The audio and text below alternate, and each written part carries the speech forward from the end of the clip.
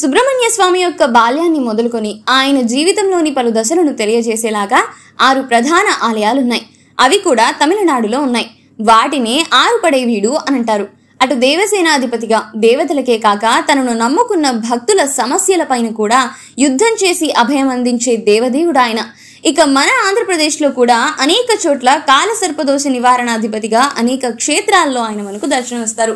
అలాగే తిరుపతి సమీపంలోని తనపల్లి గుట్టపైన శ్రీ జ్ఞాన దండాయుధపాణి రూపంలో పూజలు అందుకుంటున్నాడు ఈ స్వామి. దండాయుధపాణి అంటే సుబ్రహ్మణ్య స్వామి అని అర్థం. ఇక జ్ఞాన దండాయుధపాణి అనంటే జ్ఞానాన్ని ప్రసాదించే సుబ్రహ్మణ్య స్వామి అని అర్థం. పూర్వం యోగి మల్లవరం నుండి యోగులు ఈ తనపల్లి గుట్టపైకి వచ్చి తపస్సు చేసుకునేవారట.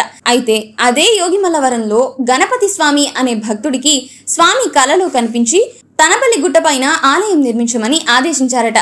ఆయన ఆజ్ఞ మేరకు అదే గుట్టపైన 6 ఏళ్ల పాటు తపస్సు చేసి 1979లో నాగర్కోయిల్లో విశేషంగా స్వామివారి విగ్రహాన్ని చేయించి అనేక యంత్రాలతో స్వామివారిని ఇక్కడ ప్రతిష్ఠించడం జరిగింది. ఈ ఆలయంలో ప్రతి మంగళవారం స్వామివారికి విశేషంగా పూజలు జరుగుతాయి. ఆ రోజున భక్తులు కూడా సుదూర ప్రాంతాల నుండి స్వామిని దర్శించుకోవడానికి వస్తారు. తిరుపతి నుండి దాదాపు 6 కిలోమీటర్ల దూరంలో ఉన్న ఈ ఆలయం కొండపైన ప్రశాంతమైన వాతావరణంలో చుట్టూ పంట పొలాల మధ్యన ఉంటుంది. ప్రతిరోజు ఉదయం 7 గంటల నుండి మధ్యాహ్నం 12 గంటల వరకు, తిరిగి సాయంత్రం 4:30 నుండి రాత్రి 7 గంటల వరకు ఈ ఆలయం తెరవబడి ఉంటుంది. కానీ మంగళవారం మాత్రం ఉదయం 5:30 నుండి మధ్యాహ్నం 12:30 వరకు, తిరిగి సాయంత్రం 4 గంటల నుండి రాత్రి 8 గంటల వరకు స్వామివారిని దర్శించుకోవచ్చు.